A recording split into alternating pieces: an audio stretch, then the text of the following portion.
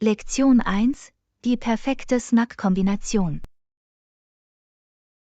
Anna, ich habe ein paar Energieriegel und ein paar geschnittene Äpfel. Das klingt nach einer perfekten Kombination, findest du nicht? Absolut, John. Energieriegel eignen sich hervorragend für einen schnellen Schub, und geschnittene Äpfel sorgen für eine erfrischende und gesunde Note. Es ist ein ausgewogener Snack. Ich stimme zu. Die Energieriegel liefern den nötigen Treibstoff, während die Äpfel für natürliche Süße und Ballaststoffe sorgen. Es ist eine Win-Win-Situation. Außerdem kann die Kombination aus Kohlenhydraten aus den Energieriegeln und den Vitaminen aus den Äpfeln dafür sorgen, dass Sie mit Energie versorgt und zufrieden sind. Das ist genau das, was ich für einen Mittagsabholer brauche. Ich finde, dass ein gesunder Snack mich konzentriert und produktiv hält. Intelligentes Naschen kann in der Tat dazu beitragen, das Energieniveau aufrechtzuerhalten und den Einbruch am Nachmittag zu verhindern. Es ist wichtig, um den Überblick über die Aufgaben zu Ich bin behalten. froh, dass wir auf derselben Seite sind. Es ist wichtig, achtsame Entscheidungen zu treffen, wenn es ums Naschen geht.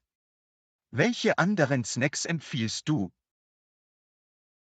Nüsse wie Mandeln oder Walnüsse sind eine gute Option. Sie liefern gesunde Fette und Proteine, die Ihnen helfen können, satt und zufrieden zu bleiben. Das werde ich im Hinterkopf behalten. Nüsse sind praktisch und leicht zu transportieren. Haben Sie noch andere Snackvorschläge? Griechischer Joghurt mit Beeren ist eine weitere nahrhafte und köstliche Option. Der Joghurt enthält Protein und die Beeren liefern Antioxidantien. Das klingt nach einer leckeren Kombination. Ich werde es auf jeden Fall ausprobieren. Es ist toll, eine Vielzahl von Snacks zu haben, um die Dinge interessant zu halten. Absolut, John. Eine Auswahl an gesunden Snacks sorgt dafür, dass Sie sich nicht langweilen und hilft Ihnen, Ihren Nährstoffbedarf zu decken. Ich könnte nicht mehr zustimmen. Abwechslung ist der Schlüssel zur Einhaltung eines gesunden Ernährungsplans. Vielen Dank, dass du diese Snackideen geteilt hast, Anna. Du bist willkommen, John. Ich freue mich immer, Ideen für nahrhafte Snacks mit Ihnen zu teilen. Es geht darum herauszufinden, was für Sie am besten funktioniert. In der Tat ist es wichtig, Snacks zu finden, die sowohl sättigend als auch nahrhaft sind. Hier geht es darum, kluge Snacks auszuwählen und voller Energie zu bleiben. Prost darauf, John. Ich wünsche Ihnen viele schöne und nahrhafte Snackpausen. Bleiben Sie den ganzen Tag über gesund und voller Energie. Danke, Anna. Deine guten Wünsche bedeuten mir viel. Ich werde dafür sorgen, dass meine Snacks griffbereit sind und das Beste aus meinen Pausen machen. Lektion 2: Personalisiertes Geschenk. Anna, denkst du darüber nach, ein personalisiertes Geschenk zu machen?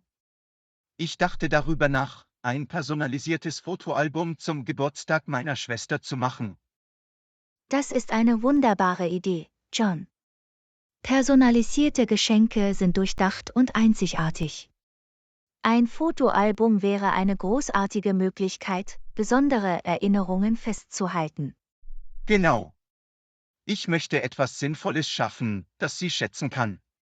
Haben Sie Vorschläge, wie Sie ein personalisiertes Fotoalbum erstellen können? Eine Idee besteht darin, Fotos zu sammeln, die einen sentimentalen Wert haben, und sie chronologisch oder nach verschiedenen Themen oder Ereignissen anzuordnen. Das klingt nach einem großartigen Ansatz. Ich kann Fotos von verschiedenen Meilensteinen und Momenten auswählen, die ich mit meiner Schwester geteilt habe. Das wird das Album zu etwas Besonderem machen. Sie können den Fotos auch Bildunterschriften oder kurze Beschreibungen hinzufügen. Es verleiht eine persönliche Note und hilft dabei, die Geschichte hinter jedem Bild zu erzählen. Mir gefällt die Idee. Das Hinzufügen von Bildunterschriften macht das Album ansprechender und bietet einen Kontext für die auf den Fotos festgehaltenen Erinnerungen. Eine andere Möglichkeit besteht darin, andere Elemente wie handschriftliche Notizen, Zeichnungen oder sogar kleine Erinnerungsstücke einzubeziehen, um das Album noch einzigartiger zu machen. Das ist ein fantastischer Vorschlag. Das Hinzufügen dieser persönlichen Details macht das Album wirklich einzigartig und spiegelt die Verbundenheit wider, die ich mit meiner Schwester teile. Absolut, John. Es sind diese kleinen Details, die den Unterschied ausmachen und dem Empfänger zeigen, wie viel Gedanken und Liebe in das Geschenk gesteckt wurden. Ich könnte nicht mehr zustimmen. Ich möchte, dass dieses Geschenk ein tief empfundener Ausdruck meiner Wertschätzung für meine Schwester ist. Danke für deinen Beitrag, Anna. Du bist willkommen, John. Ich freue mich, dass ich helfen konnte. Ich bin sicher, deine Schwester wird das personalisierte Fotoalbum und die Mühe, die du darin gesteckt hast, zu schätzen wissen. Das hoffe ich auch. Es ist ein Geschenk von Herzen, und ich kann es kaum erwarten, ihre Reaktion zu sehen, wenn sie es öffnet. Auf die Kreation bedeutungsvoller und personalisierter Geschenke. Prost darauf, John. Ich wünsche Ihnen alles Gute bei der Erstellung des Fotoalbums. Möge es Freude und wundervolle Erinnerungen an die Geburtstagsfeier deiner Schwester bringen. Danke, Anna. Deine guten Wünsche bedeuten mir viel. Ich werde sicherstellen, dass ich das Ergebnis teile und wie sehr sie das personalisierte Geschenk geliebt hat. Lektion 3: Finde deinen Stil. Anna, ich denke darüber nach, meine Garderobe zu aktualisieren. Ich möchte sehen, was am besten zu mir passt. Hast du irgendwelche Tipps, um meinen persönlichen Stil zu finden? Das ist eine großartige Idee, John. Wenn du verschiedene Stile anprobierst und mit verschiedenen Looks experimentierst, kannst du herausfinden, was bei dir ankommt. Ich stimme zu. Ich habe das Gefühl, dass es Zeit für eine Veränderung ist und verschiedene Modeoptionen zu erkunden. Wo schlägst du vor, dass ich anfange? Ein guter Ausgangspunkt ist es, Inspiration zu sammeln. Stöbern Sie in Modemagazinen, stöbern Sie auf Online-Mode-Websites oder erstellen Sie sogar ein Pinterest-Board mit Looks, die Ihnen gefallen. Das macht Sinn. Ich fange an, Bilder und Ideen zu sammeln, um ein besseres Gefühl für die Stile zu bekommen, die mir gefallen. Es wird mir helfen, meine Auswahl einzugrenzen. Sobald Sie etwas Inspiration haben, ist es Zeit, einkaufen zu gehen. Besuchen Sie verschiedene Geschäfte und probieren Sie Kleidung in verschiedenen Stilen und Schnitten an, um zu sehen, was Ihrem Körpertyp schmeichelt. Das Ausprobieren verschiedener Stile klingt nach einer unterhaltsamen und interaktiven Methode, um herauszufinden, was am besten zu mir passt. Ich bin gespannt, wie verschiedene Klamotten an mir aussehen. Es kann eine lustige und augenöffnende Erfahrung sein, John. Denken Sie daran, unvoreingenommen zu sein und bereit zu sein, Ihre Komfortzone zu verlassen. Ich bin bereit, neue Dinge auszuprobieren und meine modische Komfortzone zu verlassen. Ich möchte einen Stil finden, der meine Persönlichkeit repräsentiert und mir Selbstvertrauen gibt. Das ist der Geist, John. Selbstvertrauen ist der Schlüssel, wenn es um persönlichen Stil geht. Wenn du dich in dem, was du trägst, wohlfühlst, kommt es zum Vorschein. Exakt. Ich glaube, wenn du dich in deinem Outfit wohlfühlst und selbstbewusst bist, wirkt sich das positiv auf dein allgemeines Verhalten aus und darauf, wie andere dich wahrnehmen. Absolut, John. Ihr persönlicher Stil ist ein Ausdruck dessen, wer Sie sind. Es ist ein mächtiges Instrument, um sich selbst auszudrücken und ein Statement abzugeben. Ich freue mich darauf, mich auf diese Modereise zu begeben und meinen persönlichen Stil zu entdecken. Vielen Dank für die Anleitung und Ermutigung, Anna. Du bist willkommen, John. Ich freue mich, dass ich helfen konnte. Ich bin sicher, du wirst einen Stil finden, der perfekt zu dir passt. Auf die Suche nach deiner Modeidentität. Prost darauf, Anna. Ich werde dich über meine Modeforschung und die Styles, die ich entdecke, auf dem Laufenden halten. Danke für deine Unterstützung. Lektion 4. Vorbereitung auf die Elternschaft. Anna, meine Frau und ich erwarten ein Baby. Wir fangen an, uns auf die Elternschaft vorzubereiten. Ich sehe, wir können definitiv ein Babybett für dich arrangieren. Haben Sie weitere Wünsche oder Vorschläge? Herzlichen Glückwunsch, John. Das sind wundervolle Neuigkeiten. Ein Babybett ist in der Tat ein unverzichtbarer Gegenstand. Haben Sie darüber nachgedacht, sich auch einen Wickeltisch zuzulegen? Danke, Anna. Ein Wickeltisch klingt nach einer praktischen Ergänzung für das Kinderzimmer. Es würde das Windelwechseln komfortabler machen. Ich füge es der Liste hinzu. Ein weiterer Gegenstand, den Sie vielleicht in Betracht ziehen sollten, ist ein bequemer Schaukelstuhl oder Segelflugzeug. Es kann ein beruhigender Ort sein, um das Baby zu füttern und sich mit ihm zu verbinden. Das ist ein toller Vorschlag, Anna. Ein Schaukelstuhl oder Segelflugzeug würde eine gemütliche Umgebung für diese besonderen Momente mit unserem Kleinen schaffen. Vergessen Sie außerdem nicht, das Haus babysicher zu machen. Die Installation von Schutztüren, die Sicherung von Möbeln und das Abdecken von Steckdosen sind wichtige Schritte. Du hast recht, Anna. Sicherheit hat oberste Priorität. Wenn wir das Haus babysicher machen, können wir beruhigt sein und unserem Baby eine sichere Umgebung bieten, die es erkunden kann. Es ist auch eine gute Idee, ein Babyphone zu haben. So können Sie das Baby im Auge behalten, auch wenn Sie sich in einem anderen Raum befinden. Das steht definitiv auf unserer Liste, Anna. Ein Babyphone hilft uns dabei, den Schlaf unseres Babys zu überwachen und für sein Wohlbefinden zu sorgen, auch aus der Ferne. Erwägen Sie abschließend, sich mit Babyartikeln wie Windeln, Feuchttüchern und Babykleidung einzudecken. Es ist hilfreich, einen Vorrat für diese frühen Tage bereit zu haben. Absolut, Anna. Einen Vorrat an Babyartikeln zu haben, erspart uns die Lastminute-Fahrten zum Laden. Es geht nur darum, vorbereitet zu sein. Es klingt, als ob du auf dem richtigen Weg bist, John. Elternschaft ist eine aufregende Reise, und wenn Sie vorbereitet sind, kann der Übergang reibungsloser werden. Wir tun unser Bestes, um uns auf dieses neue Kapitel in unserem Leben vorzubereiten. Vielen Dank für Ihre Vorschläge und Hinweise, Anna. Du bist willkommen, John. Ich helfe gerne. Elternschaft ist eine wundervolle und lohnende Erfahrung. Ich wünsche Ihnen und Ihrer Frau alles Gute auf dieser Reise. Danke, Anna. Deine guten Wünsche bedeuten mir viel. Wir werden Sie über unsere Vorbereitungen und die Ankunft unseres kleinen Freudenbündels auf dem Laufenden halten.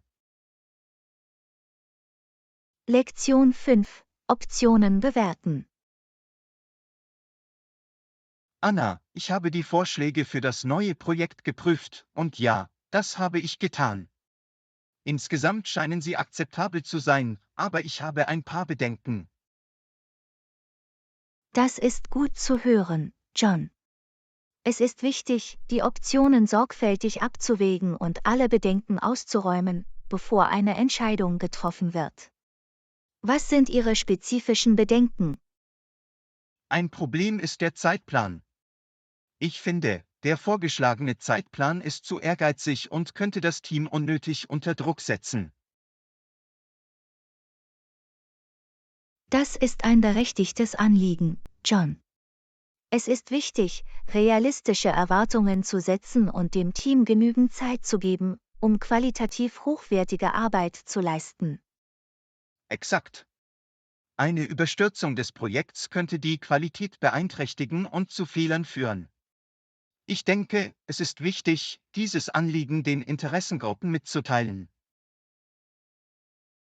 Kommunikation ist in solchen Situationen von entscheidender Bedeutung. Bringen Sie Ihre Bedenken gegenüber den Interessengruppen zum Ausdruck und schlagen Sie einen praktikableren Zeitplan vor, der eine gründliche Arbeit ermöglicht. Das werde ich auf jeden Fall tun, Anna. Eine offene und ehrliche Kommunikation ist unerlässlich, um sicherzustellen, dass alle auf derselben Wellenlänge sind und die potenziellen Risiken verstehen. Ein weiteres Problem, das mir aufgefallen ist das Budget. Haben Sie Vorschläge gefunden, die das zugewiesene Budget überschreiten? Ja, das ist ein weiterer besorgniserregender Punkt.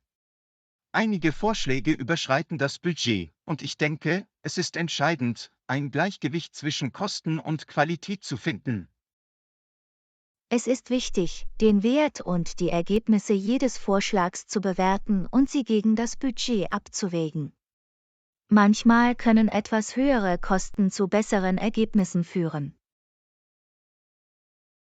Das ist eine gute Perspektive, Anna. Wir müssen die langfristigen Vorteile und die Kapitalrendite berücksichtigen, wenn wir Entscheidungen über den Haushalt treffen.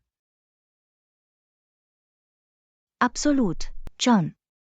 Es geht darum, das richtige Gleichgewicht zu finden und sicherzustellen, dass der gewählte Vorschlag mit den Zielen und Vorgaben des Projekts übereinstimmt. Schließlich habe ich Bedenken hinsichtlich der Mittelzuweisung. Für einige Vorschläge sind mehr Ressourcen erforderlich als für andere, und wir müssen sicherstellen, dass wir über die erforderlichen Kapazitäten verfügen. Die Zuweisung von Ressourcen ist ein wichtiger Aspekt, den es zu berücksichtigen gilt. Beurteilen Sie die Verfügbarkeit von Ressourcen und prüfen Sie, ob die vorgeschlagenen Projekte der Kapazität des Teams entsprechen. Ich werde den Ressourcenbedarf sorgfältig abwägen und mit dem Team besprechen. Es ist wichtig sicherzustellen, dass wir das Projekt erfolgreich durchführen können. Es klingt, als würdest du gründlich und überlegt vorgehen, John. Die Berücksichtigung dieser Bedenken wird dazu beitragen, Risiken zu mindern und die Erfolgschancen des Projekts zu erhöhen. Danke, Anna. Ihre Unterstützung und Ihre Erkenntnisse sind wertvoll. Ich werde daran arbeiten, diese Bedenken auszuräumen und die bestmögliche Lösung für das Projekt zu finden. Du bist willkommen, John. Ich freue mich, dass ich helfen konnte. Denken Sie daran, Ihre Bedenken effektiv zu kommunizieren und auf eine Lösung hinzuarbeiten, von der das Projekt und das Team profitieren. Das werde ich im Hinterkopf behalten, Anna. Nochmals vielen Dank für Ihre Beratung.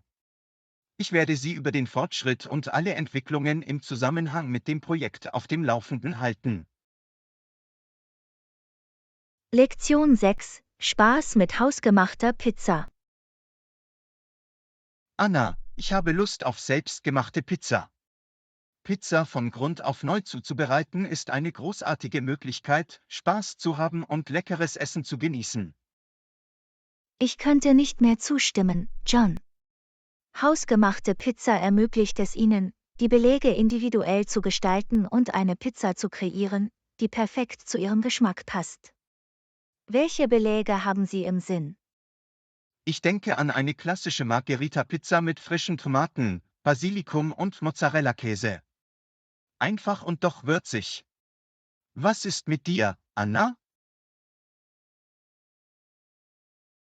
Das klingt köstlich, John. Ich tendiere zu einer Kombination aus Champignons, Zwiebeln, Paprika und etwas scharfer Peperoni. Ich mag einen kleinen Kick in meiner Pizza. Gute Entscheidungen, Anna. Fangen wir mit der Zubereitung des Pizzateigs an. Wir benötigen Mehl, Hefe, Wasser, Olivenöl und eine Prise Salz. Ich bereite die Zutaten vor, während du den Teig zubereitest. Denken Sie daran, ihn etwa eine Stunde gehen zu lassen, damit eine leichte und flauschige Kruste entsteht. Absolut, Anna. Geduld ist der Schlüssel, wenn es um Pizzateig geht. Während es aufgeht, können wir die Sauce zubereiten und die Beläge sammeln. Für die Sauce benötigen wir zerkleinerte Tomaten, Knoblauch, Oregano und etwas Olivenöl. Es ist immer schön, eine hausgemachte Sauce zu haben. Ich stimme vollkommen zu, Anna. Hausgemachte Sauce verleiht der Pizza einen frischen und authentischen Geschmack. Jetzt hacken wir die Beläge und heizen den Ofen vor. Während du die Beläge zerkleinerst, heize ich den Ofen auf die höchste Temperatur vor. Ein heißer Ofen sorgt für eine knusprige und perfekt gekochte Pizza. Alles passt gut zusammen, Anna. Jetzt ist es Zeit, den Teig auszurollen und unsere Pizzen mit der Sauce, dem Käse und den Belägen zuzubereiten. Vergessen Sie nicht, etwas geriebenen Parmesankäse und etwas Olivenöl darüber zu streuen. Es verleiht einen letzten Hauch von Geschmack und Fülle. Richtig, Anna. Jetzt schieben wir unsere Pizzen auf einen vorgeheizten Pizzastellen oder Backblech und lassen sie etwa 10 bis 15 Minuten backen. Der Duft von frisch gebackener Pizza erfüllt die Küche, John. Ich kann es kaum erwarten, unsere Kreationen zu probieren. Es ist fast Zeit, unsere hausgemachte Pizza zu genießen. Die Pizzen sind aus dem Ofen, Anna. Die sehen toll aus. Lass uns sie in Scheiben schneiden und eingraben. Hausgemachte Pizza ist immer ein Genuss. Ich könnte nicht mehr zustimmen, John. Hausgemachte Pizza ist eine Herzensangelegenheit und der Geschmack ist unschlagbar. Lassen Sie uns jeden Bissen unserer köstlichen Kreationen genießen. Danke, dass du mich bei diesem Abenteuer beim Pizzabacken begleitet hast, Anna. Es war eine lustige und leckere Erfahrung. Ich bin froh, dass wir beschlossen haben, Pizza von Grund auf neu zu machen.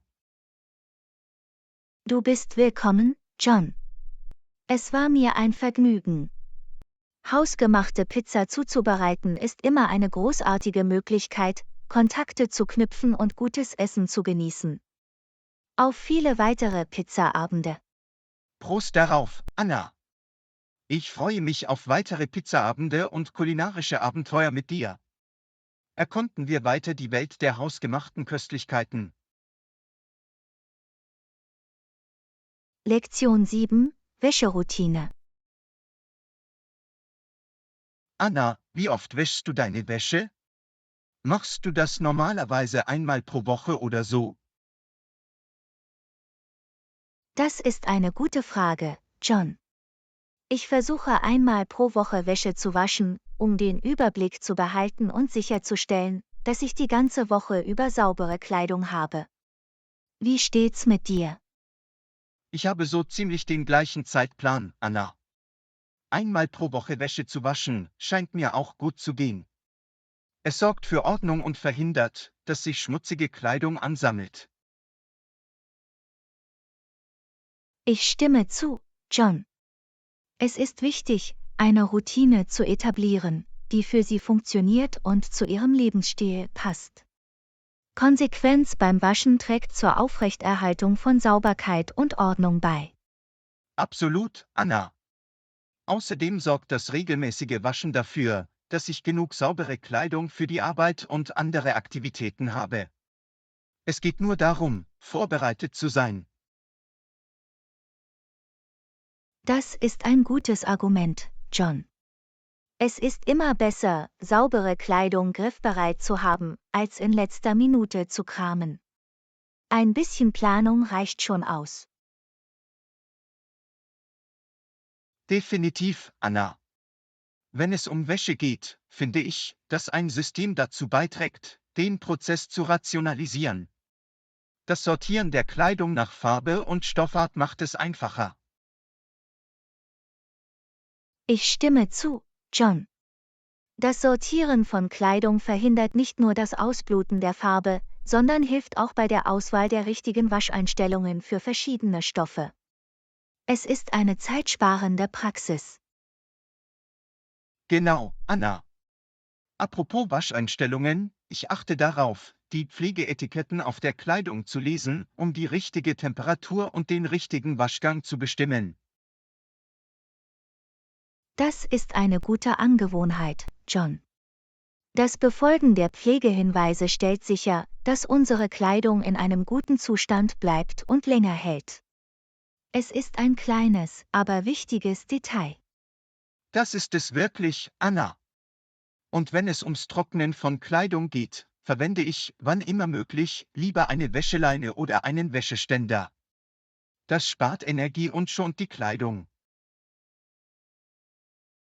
Ich stimme dir zu, John.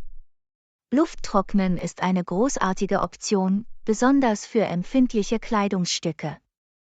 Es hilft, ihre Form beizubehalten und verringert das Risiko des Schrumpfens. Absolut, Anna. Außerdem ist der frische Duft luftgetrockneter Kleidung ein zusätzlicher Bonus. Es ist, als würde man ein bisschen von der Natur nach drinnen bringen. Es ist wunderbar, John.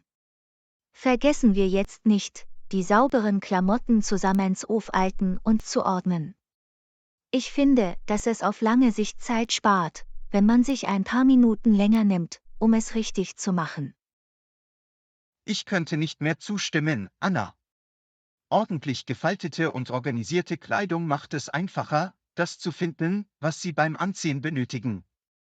Es ist ein kleiner Schritt in Richtung eines organisierten Lebens. Es sind die kleinen Dinge, die den Unterschied machen, John. Und eine Wäscheroutine hilft dabei, Sauberkeit, Ordnung und letztendlich Seelenfrieden aufrechtzuerhalten. Gut gesagt, Anna. Die Einrichtung einer Wäscheroutine, die für Sie funktioniert, ist ein kleiner, aber wichtiger Teil der Aufrechterhaltung eines gut funktionierenden Haushalts. Die Mühe lohnt sich. Lektion 8: Schwierige Fragen angehen. Ich stimme zu. Hast du irgendwelche Tipps für die Bewältigung häufig gestellter herausfordernder Fragen, Anna? Absolut, John.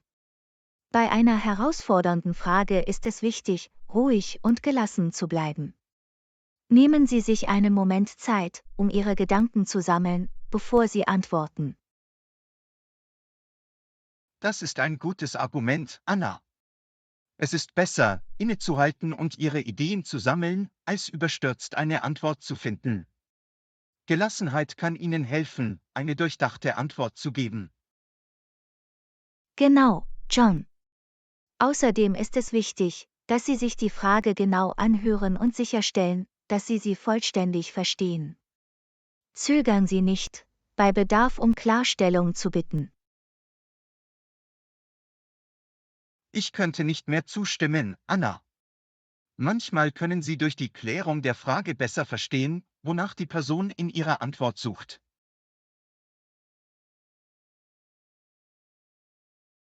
Absolut, John. Ein weiterer Tipp ist, komplexe Fragen in kleinere Teile zu zerlegen. Analysieren Sie jede Komponente und gehen Sie sie nacheinander an, um eine umfassende Antwort zu erhalten. Das ist ein kluger Ansatz, Anna. Indem Sie die Frage aufschlüsseln, können Sie jeden Aspekt separat behandeln, was es einfacher macht, eine klare und präzise Antwort zu formulieren. Ja, John. Und es ist wichtig, ehrlich zu sein, wenn Sie die Antwort nicht kennen. Anstatt zu raten oder falsche Informationen anzugeben, ist es besser zuzugeben, dass Sie sich nicht sicher sind. Ich stimme vollkommen zu, Anna. Ehrlichkeit ist der Schlüssel. Wenn Sie die Informationen nicht haben, ist es besser, sie zu bestätigen und anzubieten, die Antwort später zu finden. Das zeugt von Integrität. Absolut, John. Versuchen Sie außerdem, bei der Beantwortung schwieriger Fragen Beispiele oder Beweise zur Untermauerung Ihrer Sichtweise anzugeben. Das verleiht Ihrer Antwort Glaubwürdigkeit. Das ist ein toller Tipp, Anna. Wenn Sie Ihre Antwort mit Beispielen oder Beweisen untermauern, zeigen Sie, dass Sie gründlich über die Frage nachgedacht haben und Ihre Meinung untermauern können. Ja, John. Und in Situationen, in denen Ihnen möglicherweise eine heikle oder kontroverse Frage gestellt wird, ist es wichtig, einen respektvollen Ton beizubehalten und nicht defensiv zu werden. Ich könnte nicht mehr zustimmen, Anna. Ruhig und respektvoll zu reagieren, auch in herausfordernden Situationen, zeugt von Reife und Professionalität. Es trägt zur Förderung eines konstruktiven Dialogs bei. Absolut, John. Und zu guter Letzt, üben Sie, während Gesprächen aktiv zuzuhören. Achte auf die Worte, den Tonfall und die Körpersprache des Sprechers, um seine Frage vollständig zu verstehen. Das ist ein entscheidender Punkt, Anna. Aktives Zuhören ermöglicht es Ihnen, die Nuancen der Frage zu erfassen und angemessen zu antworten, was zu einer aussagekräftigeren und effektiveren Kommunikation führt. In der Tat, John. Durch die Umsetzung dieser Tipps können wir schwierige Fragen selbstbewusst lösen und durchdachte und ausgewogene Antworten geben. Ich schätze diese wertvollen Erkenntnisse, Anna. Diese Tipps werden mir zweifellos helfen, herausfordernde Fragen effektiver zu beantworten. Vielen Dank, dass Sie Ihr Fachwissen geteilt haben. Du bist willkommen, John. Ich freue mich, dass ich helfen konnte. Denken Sie daran, Übung macht den Meister, also zögern Sie nicht, diese Tipps in die Tat umzusetzen. Mit der Zeit wirst du geschickter. Das werde ich auf jeden Fall im Hinterkopf behalten, Anna. Nochmals vielen Dank. Ich freue mich darauf, diese Strategien in die Praxis umzusetzen und meine Antwort auf herausfordernde Fragen zu verbessern. Lektion 9. Ab nächster Woche. Das scheint fair zu sein. Wann kannst du anfangen? Ich kann nächste Woche anfangen. Ist das praktisch für dich? Ja, nächste Woche funktioniert gut für mich.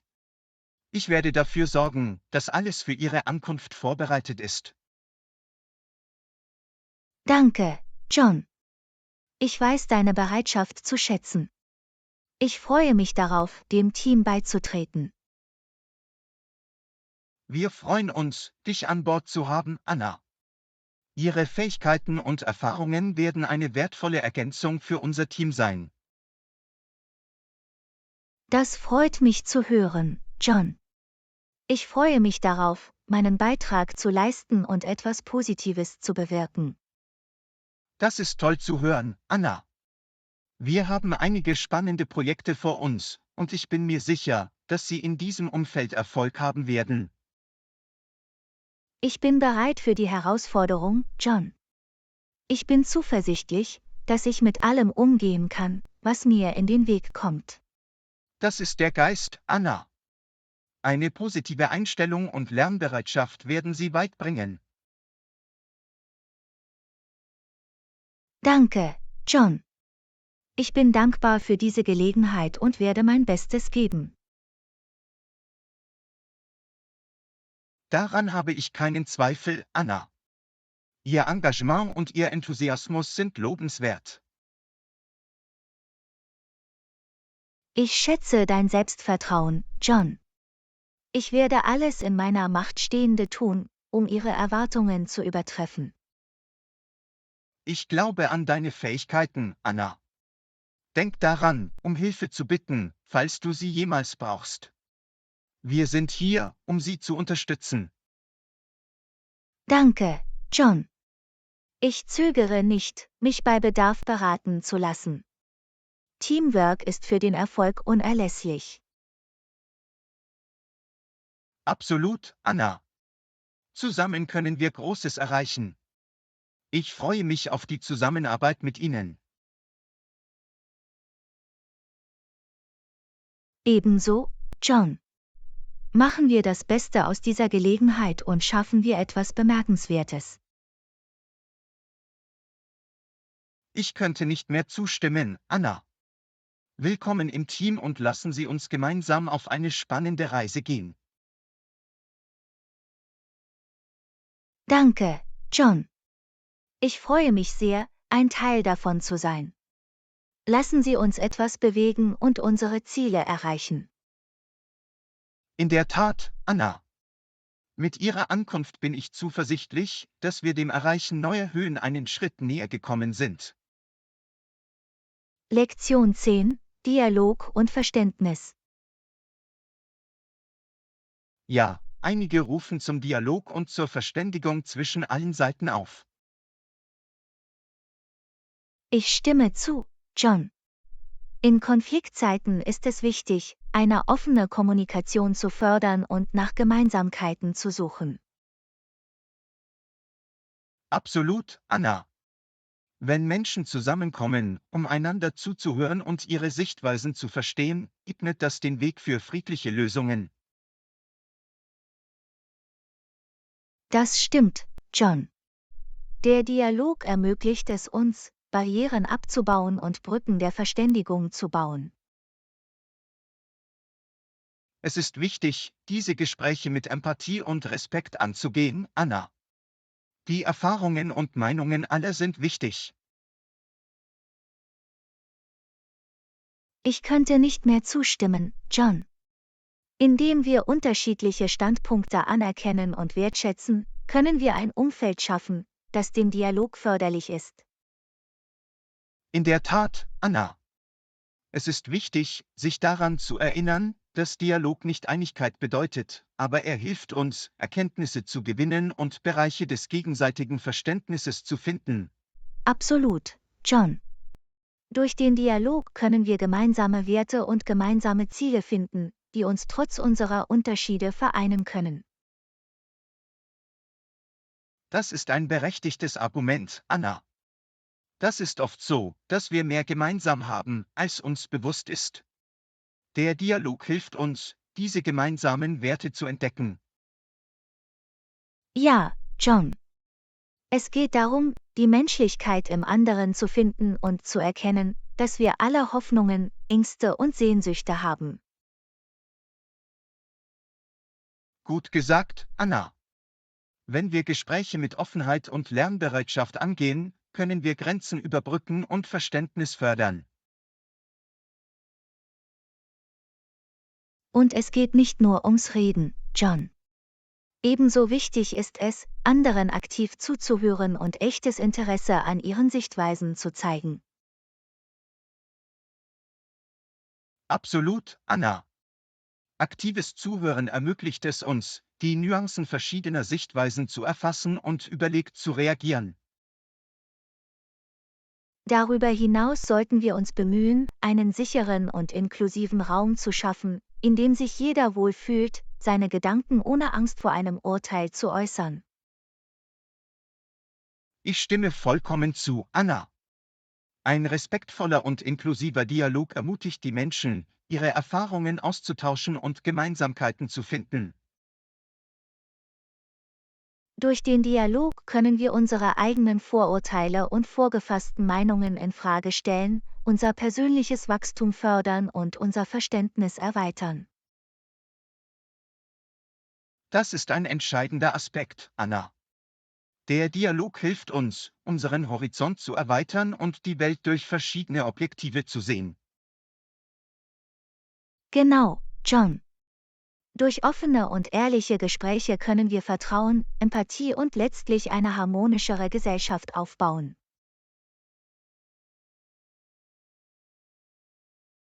Ich hätte es nicht besser sagen können, Anna. Setzen wir uns weiterhin für Dialog und Verständnis im Umgang mit anderen ein. Absolut, John. Zusammen können wir zu einer mitfühlenderen und vernetzteren Welt beitragen. Ich bin dankbar für diese aufschlussreichen Gespräche, Anna.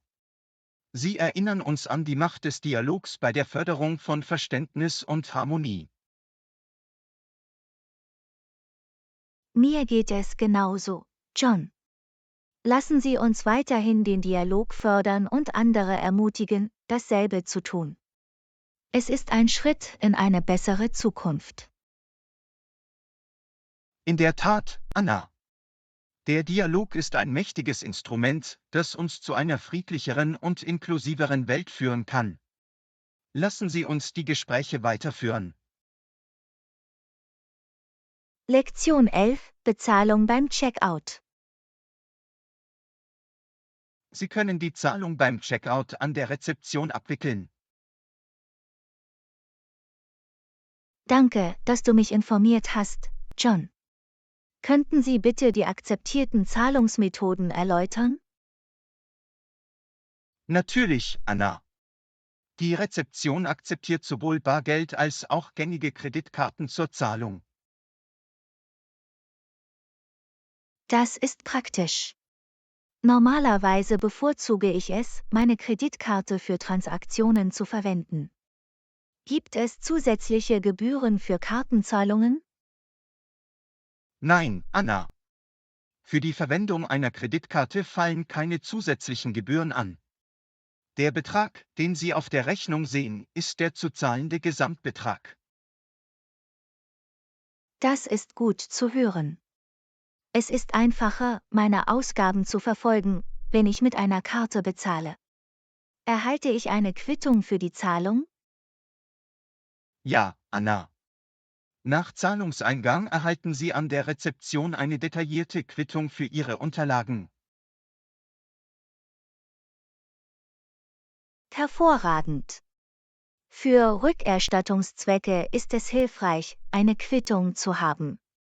Gibt es spezielle Anweisungen, die ich bei der Zahlungsabwicklung befolgen muss?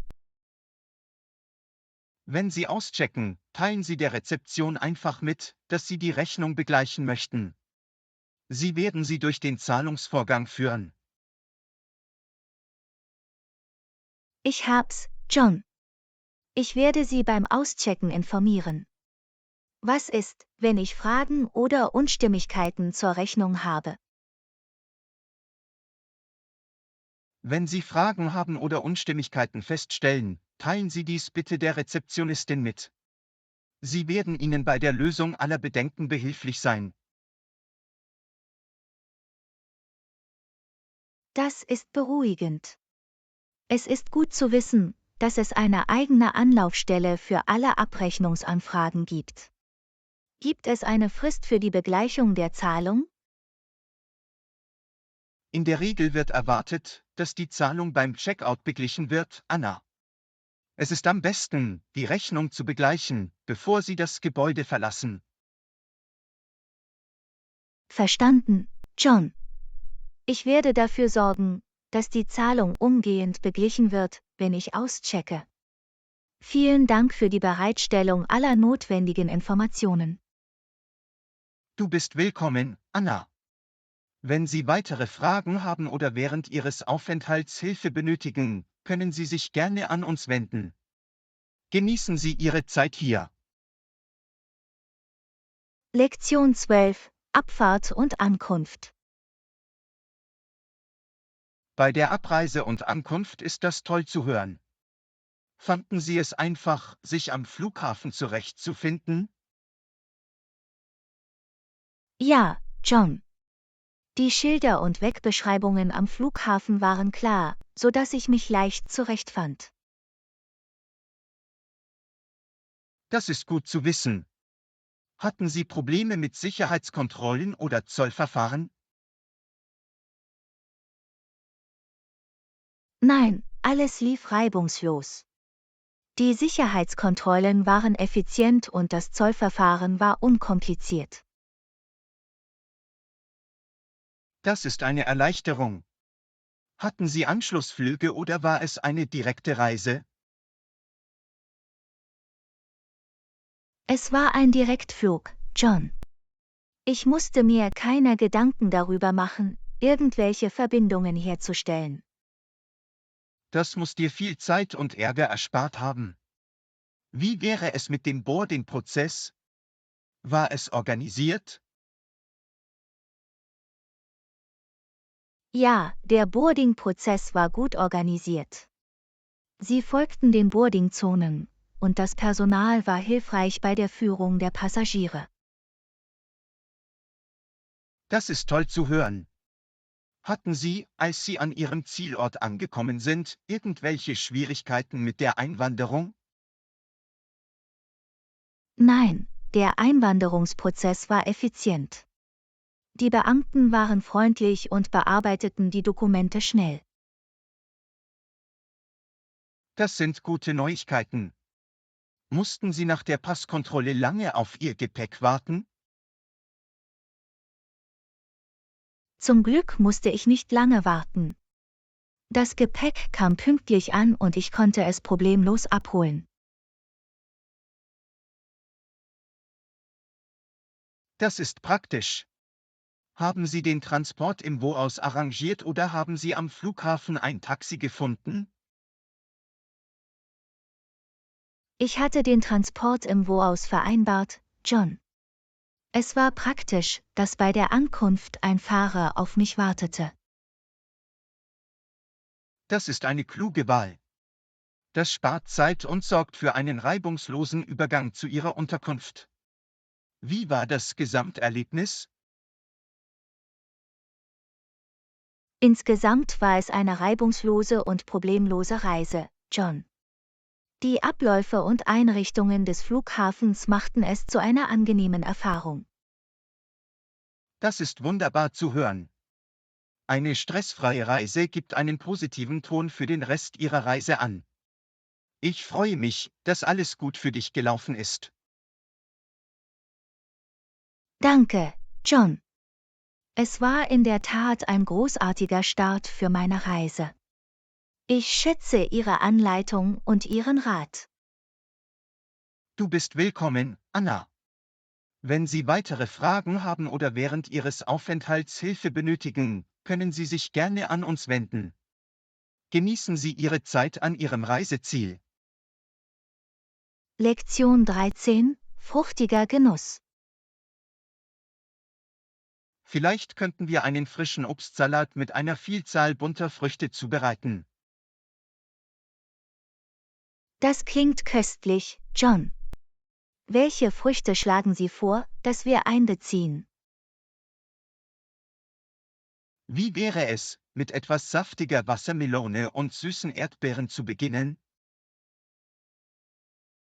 Das sind großartige Entscheidungen. Lassen Sie uns auch etwas würziger Ananas und erfrischende Kiwi hinzufügen. Hervorragend. Um die Aromen auszugleichen, können wir auch einige knackige grüne Äpfel und saftige Trauben hinzufügen. Ich liebe die Kombination.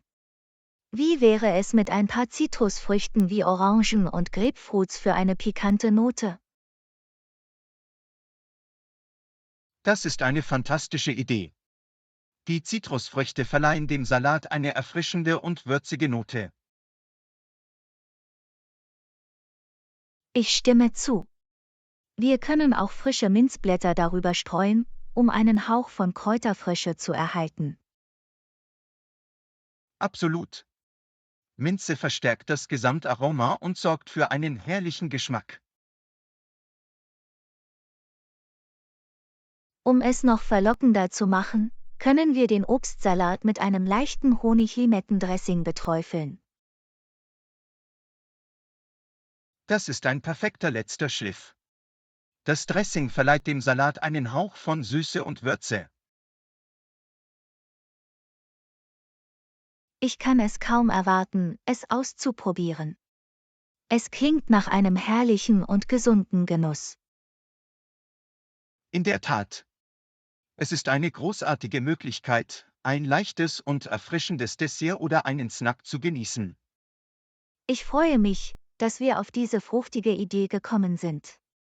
Es ist eine einfache und köstliche Option für jeden Anlass. Absolut. Außerdem ist es eine wunderbare Möglichkeit, eine Vielzahl von Vitaminen und Nährstoffen in unsere Ernährung aufzunehmen. Das ist wahr. Ich freue mich darauf, diesen farbenfrohen und nahrhaften Obstsalat zu genießen. Es wird ein fruchtiger Genuss. Lass uns die Zutaten sammeln und mit der Zubereitung beginnen. Ich bin dran, John. Lass uns einen wunderbaren Obstsalat kreieren, der bestimmt ein Hit wird. Ich freue mich darauf, Anna. Lass uns gemeinsam unsere fruchtige Kreation genießen. Lektion 14: Umsetzungsstrategien. Nachdem wir die wichtigsten Aspekte behandelt haben, konzentrieren wir uns auf die Umsetzung unseres Plans. Absolut, John. Es ist Zeit, unsere Strategien in die Tat umzusetzen. Wo sollen wir anfangen? Ich schlage vor, dass wir uns zunächst bestimmte Ziele setzen und für jede Aufgabe einen Zeitplan erstellen. Das ist eine gute Idee. Wenn wir klare Ziele und Termine haben, bleiben wir konzentriert und motiviert. Sobald wir unsere Ziele festgelegt haben, lassen Sie uns jede Aufgabe in kleinere, überschaubare Schritte unterteilen. Wenn wir es aufschlüsseln, wird es weniger überwältigend und wir können während des gesamten Prozesses organisiert bleiben. Exakt. Wir sollten auch Ressourcen zuweisen und Verantwortlichkeiten zuweisen, um eine effiziente Ausführung zu gewährleisten. Einverstanden. Durch die Zuweisung von Rollen weiß jeder, was er zu tun hat, und kann effektiv beitragen. Kommunikation wird in dieser Umsetzungsphase von entscheidender Bedeutung sein. Wir sollten uns regelmäßig austauschen, um die Fortschritte zu besprechen und etwaige Herausforderungen anzugehen. Ja, wenn wir in Kontakt bleiben und Probleme umgehend lösen, können wir den Überblick behalten und die notwendigen Anpassungen vornehmen. Darüber hinaus können wir erwägen, Technologie und Automatisierung zu nutzen, um unsere Prozesse zu rationalisieren. Das ist ein gutes Argument, John. Technologie kann uns helfen, effizienter zu arbeiten und Zeit zu sparen. Lassen Sie uns im weiteren Verlauf unsere Fortschritte verfolgen und dabei kleine Erfolge feiern. Das Feiern von Meilensteinen wird die Moral stärken und die Dynamik unserer Umsetzungsbemühungen aufrechterhalten. Absolut. Lassen Sie uns abschließend flexibel und offen für Feedback bleiben und bei Bedarf Anpassungen vornehmen. Flexibilität und Anpassungsfähigkeit werden entscheidend sein, um auf sich ändernde Umstände reagieren und Verbesserungen erzielen zu können. Ich glaube, wenn wir diese Strategien verfolgen, sind wir auf dem besten Weg zu einer erfolgreichen Umsetzung. Ich stimme zu, John. Ich freue mich darauf, dass unsere Pläne Wirklichkeit werden und die gewünschten Ergebnisse erzielt werden. Bleiben wir konzentriert und entschlossen, dies zu erreichen. Ich habe Vertrauen in unsere Fähigkeit, erfolgreich zu sein. Ich auch, John. Mit vereinten Kräften und Engagement können wir unsere Ziele verwirklichen. Lass uns anfangen und Dinge geschehen lassen. Ich freue mich darauf, unsere Fortschritte zu sehen. Hier auch, John. Lassen Sie uns alles geben und diese Implementierung zu einem Erfolg machen. Absolut, Anna. Auf eine fruchtbare und lohnende Reise, die vor uns liegt. Lektion 15. Essentials im Lebensmittelgeschäft. Was steht auf der Einkaufsliste, Anna? Ich muss ein paar Sachen abholen. Wir brauchen Brot, Milch, Eier und etwas Obst. Das sind die wichtigsten Dinge. In Ordnung, ich sorge dafür, dass ich mir die besorge. Gibt es eine bestimmte Brotsorte, die du bevorzugst? Vollkornbrot wäre toll. Es ist gesünder und hat mehr Ballaststoffe. Vermerkt. Ich füge Vollkornbrot zur Liste hinzu. Wie wär's mit Milch? Irgendwelche Vorlieben? Nur normale Kuhmilch reicht aus. Wir verwenden es für verschiedene Zwecke. Es ist Kuhmilch. Und Eier, soll ich ein Dutzend nehmen? Ja, ein Dutzend Eier sollten reichen. Wir können sie zum Kochen und Backen verwenden. Perfekt. Lass uns jetzt über die Früchte sprechen. Welche hättest du gerne? Holen wir uns ein paar Bananen, Äpfel und Orangen. Sie sind vielseitig und nahrhaft. Hört sich gut an. Ich füge Bananen, Äpfel und Orangen zur Einkaufsliste hinzu. Großartig. Brauchen wir noch etwas aus dem Laden? Mir fällt im Moment nichts anderes ein. Ich glaube, wir haben das Wesentliche besprochen. In Ordnung, dann stellen wir sicher, dass wir alles auf der Liste haben. Danke, John. Du bist willkommen, Anna. Ich gehe jetzt in den Laden und komme bald mit den Einkäufen zurück. Pass auf dich auf, John, und vergiss die Liste nicht. Wir sehen uns, wenn du zurückkommst. Ich werde es nicht vergessen. Bis bald, Anna. Ich bin in Kürze zurück. Lektion 16. Anfragen entgegenkommen. Anna, das ist großartig.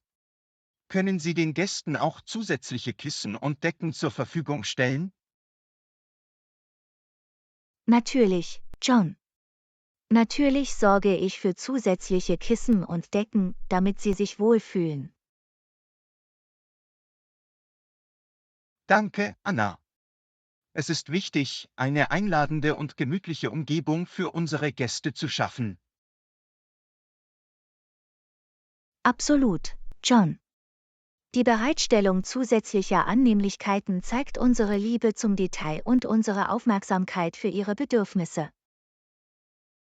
Mit zusätzlichen Kissen und Decken können unsere Gäste ihre Schlafanordnung individuell gestalten. Es ist immer gut, Optionen zu haben und auf individuelle Vorlieben einzugehen. Ich stimme zu, Anna. Manche Leute bevorzugen festere Kissen, während andere weichere bevorzugen. Und manche fühlen sich nachts vielleicht kälter und schätzen es, eine zusätzliche Decke zu haben, die sie warm hält. Indem wir auf diese Präferenzen eingehen, können wir ihr Gesamterlebnis während ihres Aufenthalts verbessern. Es geht darum, unseren Gästen eine komfortable und angenehme Atmosphäre zu bieten. Genau, Anna. Wir möchten, dass Sie sich wie zu Hause fühlen und eine erholsame Nacht verbringen. Neben Kissen und Decken sollten wir auch darauf achten, dass die Betten sauber und gepflegt sind. Sauberkeit ist oberstes Gebot, Anna. Frische Bettwäsche und ein ordentlicher Schlafbereich tragen zu einem angenehmen Aufenthalt bei. Regelmäßiges Waschen und Wechseln der Bettwäsche ist für die Aufrechterhaltung von Hygiene und Komfort unerlässlich. Wir sollten auch nach Anzeichen von Abnutzung suchen und beschädigte oder abgenutzte Artikel ersetzen. Die Liebe zum Detail trägt wesentlich dazu bei, einen positiven Eindruck zu hinterlassen und die Zufriedenheit unserer Gäste zu sichern. Absolut, Anna. Es sind die kleinen Dinge, die einen großen Unterschied in ihrem Gesamterlebnis ausmachen können. Die Bereitstellung eines komfortablen und einladenden Raums hinterlässt einen bleibenden Eindruck und fördert wiederholte Besuche. Und positive Empfehlungen zufriedener Gäste können dazu beitragen, neue Besucher anzulocken. Es ist eine Win-Win-Situation, John. Indem wir dem Komfort unserer Gäste Priorität einräumen, können wir uns einen guten Ruf für unser Haus aufbauen. Ich bin froh, dass wir auf derselben Seite sind, Anna. Ihre Liebe zum Detail und Ihr Engagement für unsere Gäste sind von unschätzbarem Wert. Danke, John. Ich glaube, dass wir uns von anderen abheben, wenn wir für unsere Gäste die Extrameile gehen. Ich könnte nicht mehr zustimmen, Anna. Lassen Sie uns weiterhin die Erwartungen übertreffen und unseren Gästen unvergessliche Erlebnisse bieten. Gemeinsam können wir sicherstellen, dass sich jeder Gast während seines Aufenthalts willkommen und gut aufgehoben fühlt. Ich bin dankbar, Sie als Partner bei diesem Unterfangen zu haben, Anna. Ihr Engagement ist wirklich bemerkenswert. Das Gefühl beruht auf Gegenseitigkeit, John. Lassen Sie uns darauf anstoßen, außergewöhnliche Gastfreundschaft zu bieten und einen positiven Einfluss auf unsere Gäste zu haben. Prost darauf, Anna. Auf komfortable Unterkünfte und zufriedene Gäste. Prost, John. Mögen unsere Bemühungen eine warme und einladende Umgebung schaffen, in der unsere Gäste immer wieder kommen. Dazu trinke ich, Anna. Ein Hoch auf herausragende Gastfreundschaft und viele weitere zufriedene Gäste in der Zukunft. Lektion 17: Zusammenarbeit und Übersichten. Ja, Anna, Ihr Beitrag ist entscheidend. Wir geben allen einen Überblick, um sicherzustellen, dass alle auf derselben Wellenlänge sind. Absolut, John. Die Bereitstellung eines Überblicks hilft dabei, den Kontext festzulegen und gibt allen ein klares Verständnis der Situation. Es ist wichtig, die Zusammenarbeit zu fördern und sicherzustellen, dass die Ideen und Sichtweisen aller gehört werden. Zusammenarbeit führt zu besseren Entscheidungen und ermöglicht es uns, das kollektive Wissen und die Expertise des Teams zu nutzen. Das stimmt, Anna. Wenn alle informiert und eingebunden sind, können wir gemeinsam mehr erreichen. Vor dem Treffen sollten wir alle notwendigen Informationen sammeln und einen kurzen Überblick erstellen. Einverstanden, Anna. Ein gut vorbereiteter Überblick hilft bei der Diskussion und stellt sicher, dass wir alle wichtigen Punkte behandeln. Es ist wichtig, in unserer Kommunikation klar und präzise zu sein, damit jeder die wichtigsten Ideen leicht verstehen kann. Absolut, Anna. Wir sollten unnötigen Jargon vermeiden und eine einfache Sprache verwenden, um sie für alle zugänglich zu machen. Visuelle Hilfsmittel wie Diagramme oder Folien können ebenfalls hilfreich sein, um den Überblick zu präsentieren und unsere Argumente zu untermauern. Visuelle Darstellungen können das Verständnis verbessern und komplexe Informationen verständlicher machen. Während des Treffens sollten wir die aktive Teilnahme fördern und alle einladen, ihre Gedanken und Ideen mitzuteilen. Das ist wichtig, Anna. Jedes Teammitglied bringt einzigartige Einblicke und Perspektiven mit, die zur Diskussion beitragen können. Wir sollten ein sicheres und inklusives Umfeld schaffen, in dem sich jeder wohlfühlt, wenn er seine Meinung äußert. Aktives Zuhören ist ebenfalls wichtig. Es zeigt Respekt vor den Standpunkten anderer und ermöglicht es uns, auf ihren Ideen aufzubauen. Genau, John. Wenn wir aufmerksam zuhören, können wir Gemeinsamkeiten erkennen und Lösungen finden, von denen das gesamte Team profitiert. Nach dem Treffen ist es wichtig, die wichtigsten besprochenen Punkte zusammenzufassen und den Überblick mit allen zu teilen. Die Zusammenfassung der wichtigsten Erkenntnisse trägt zur Verdeutlichung der Informationen bei und stellt sicher, dass jeder eine klare Referenz hat. Darüber hinaus sollten wir alle Aktionspunkte oder nächsten Schritte, die während des Treffens identifiziert wurden, weiterverfolgen. Die Umsetzung der Aktionspunkte zeigt unser Engagement für die Ziele und Fortschritte des Teams. Und es ist wichtig, auf alle Fragen oder Bedenken einzugehen, die während des Treffens oder danach aufgetreten sein könnten. Absolut, John. Rechtzeitige Antworten und Klarstellungen tragen zur Aufrechterhaltung offener Kommunikationswege bei. Die Zusammenarbeit ist ein kontinuierlicher Prozess, und wir sollten das Team regelmäßig auf dem Laufenden halten und einbeziehen, wenn wir Fortschritte machen. Wenn wir alle auf dem Laufenden halten und engagieren, stellen wir sicher, dass wir gemeinsam unsere gemeinsamen Ziele erreichen. Ich schätze Ihr Engagement für eine effektive Zusammenarbeit, Anna. Teamarbeit ist der Schlüssel zum Erfolg. Danke, John. Ich glaube, wenn wir zusammenarbeiten und die Beiträge der anderen wertschätzen, können wir Großes erreichen.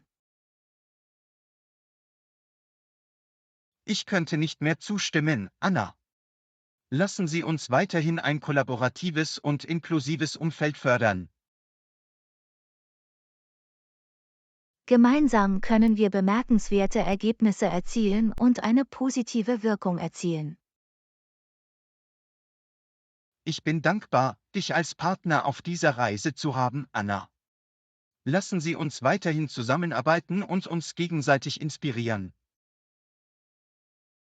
Das Gefühl beruht auf Gegenseitigkeit, John. Auf eine erfolgreiche Zusammenarbeit und viele weitere produktive Treffen. Prost darauf, Anna. Möge unsere Teamarbeit uns unseren Zielen näher bringen und ein positives Arbeitsumfeld schaffen. Prost, John. Lasst uns die Brille der Zusammenarbeit und der Kraft der Zusammenarbeit erheben. Dazu trinke ich, Anna. Ein Hoch auf effektives Teamwork und eine glänzende Zukunft. Lektion 18: Lieblingshotelketten.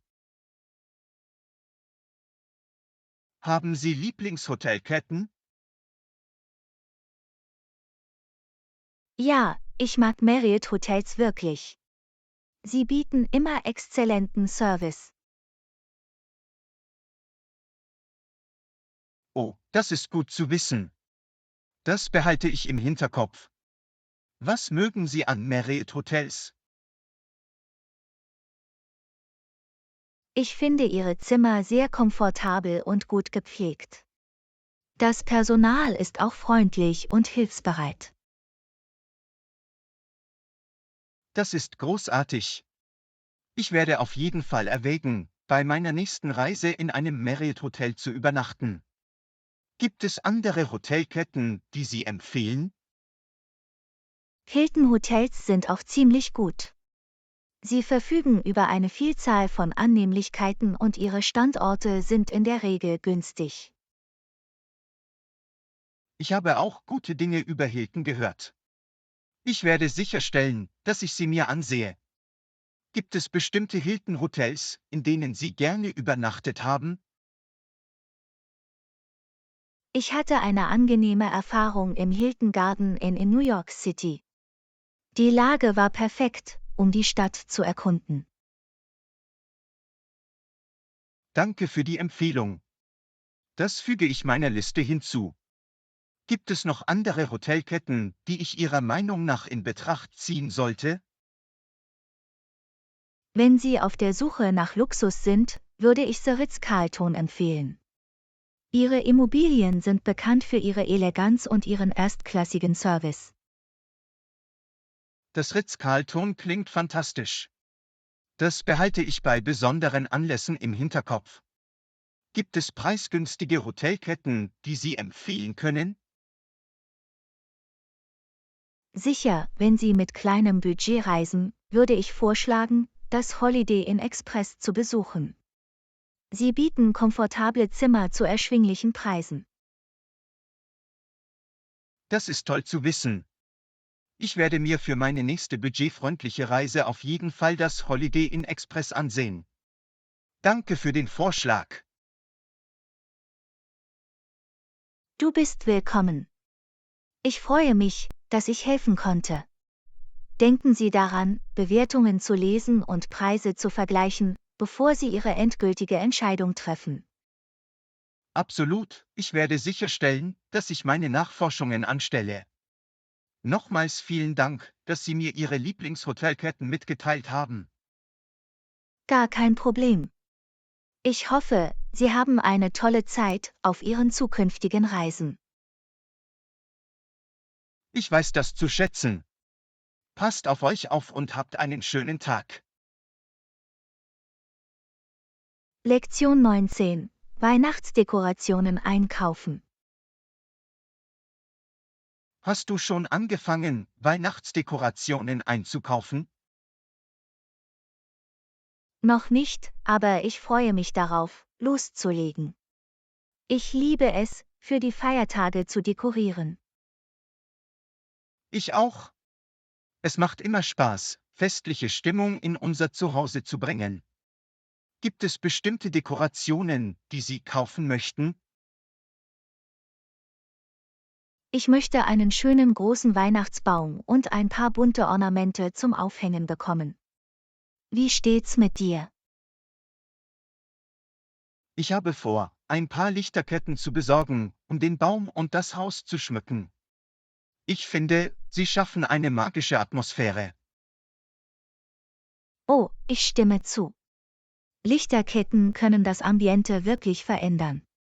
Bevorzugen Sie weiße oder farbige Lichter? Ich mag beide, aber ich denke, dieses Jahr werde ich warmweiße Lichter verwenden. Sie vermitteln ein gemütliches und klassisches Gefühl. Das klingt wunderbar. Ich denke, ich nehme farbige Lichter, um es lebendiger zu machen. Was ist mit anderen Dekorationen wie Kränzen oder Strümpfen? Ich möchte auf jeden Fall einen Kranz für die Haustür bekommen. Es verleiht einen schönen Hauch von Grün und heißt die Gäste willkommen. Und Strümpfe sind ein Muss für den Kamin. Unbedingt. Ich hole bestimmt auch ein paar Strümpfe mit. Es ist immer aufregend, sie mit kleinen Geschenken und Leckereien zu füllen. Das ist wahr. Es ist wie eine kleine Überraschung, die am Weihnachtsmorgen auf dich wartet. Gibt es bestimmte Geschäfte, die Sie für Dekorationen besuchen möchten?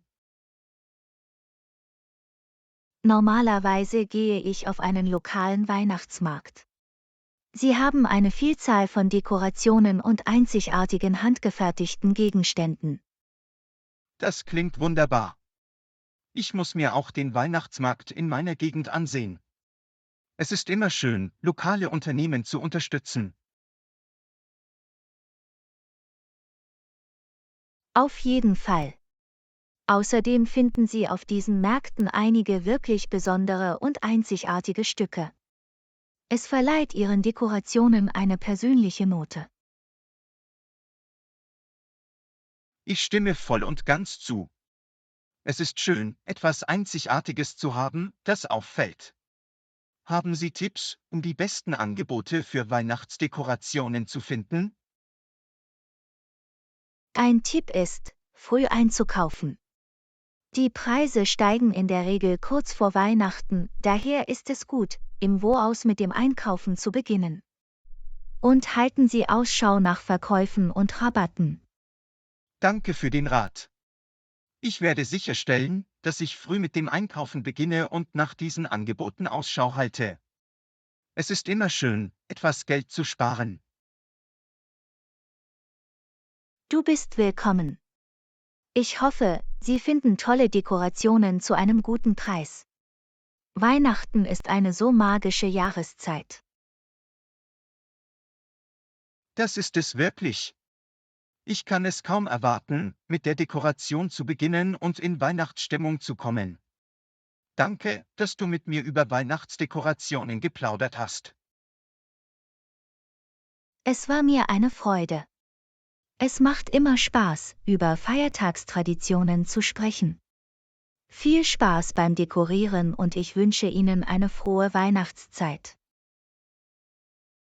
Danke. Dir auch. Frohe Weihnachten im Voraus.